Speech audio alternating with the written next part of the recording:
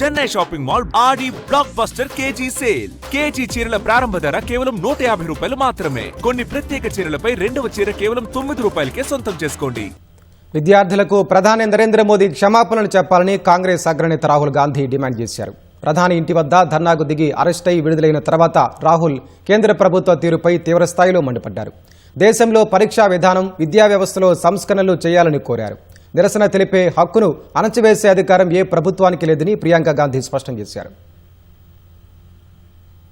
విద్యార్థుల సమస్యలపై పార్లమెంటులో చర్చకు డిమాండ్ చేస్తూ ఢిల్లీలోని ప్రధాని నరేంద్ర మోదీ అధికార నివాసం వద్ద మెరుపు ధర్నాకు దిగిన విపక్ష నేతలను రాత్రి పోలీసులు విడుదల చేశారు. కాంగ్రెస్ అగ్రనేతలు రాహుల్ గాంధీ, ప్రియాంక గాంధీ, ఎస్పీ అధినేత అఖిలేష్ యాదవ్ సహా పలువురు ప్రతిపక్ష నేతలను విడుదల చేశారు. పోలీసుల బలవంతపు తరలింపు, తీవ్ర ఉద్రిక్తతల నడుమ సాగిన హైడ్రామా అనంతరం అరెస్టు చేసిన ప్రతిపక్ష నేతలను కొన్ని గంటల నిర్బంధం తర్వాత విడిచిపెట్టారు. మంగళవారం సాయంత్రం రాహుల్ను అదుపులోకి తీసుకుని మోడల్ టౌన్లోని ఛత్రసాల్ స్టేడియానికి తరలించారు. కొన్ని గంటల అనంతరం రాహుల్ను విడుదల చేశారు. ఆ తర్వాత ఆయన ఓ వీడియోను సామాజిక మాధ్యమాల ద్వారా పంచుకున్నారు. నీట్ సహా పలు అంశాలపై పార్లమెంటులో చర్చకు ప్రభుత్వం సుముఖంగా లేదనే విషయం స్పష్టమయ్యాకే తాము ఆందోళనకు దిగామని రాహుల్ తెలిపారు.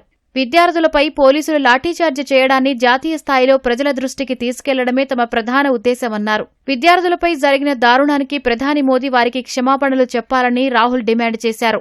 Why is the Indian education system collapsing? Why are papers leaking? Why is education so expensive in India? Why do families have to destroy themselves financially to educate their children? These are legitimate questions. And there's absolutely nothing wrong with asking these questions.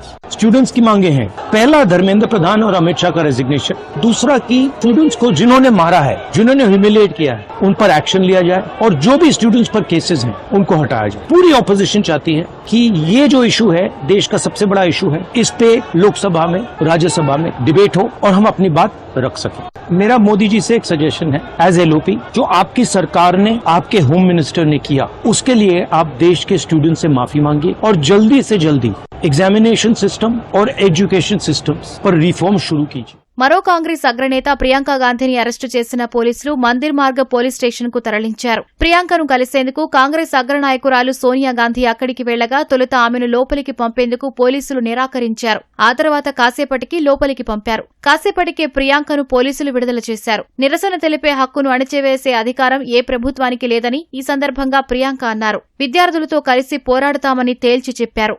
Right to protest is a fundamental right, and no government has the right to suppress that right. This is a democracy.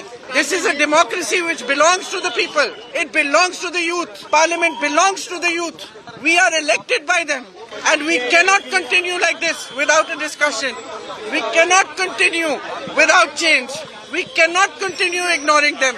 And certainly, it is unacceptable that they should be beaten in the way they were beaten yesterday. It is unacceptable. And we do not accept it. We will fight for them. We will fight with them.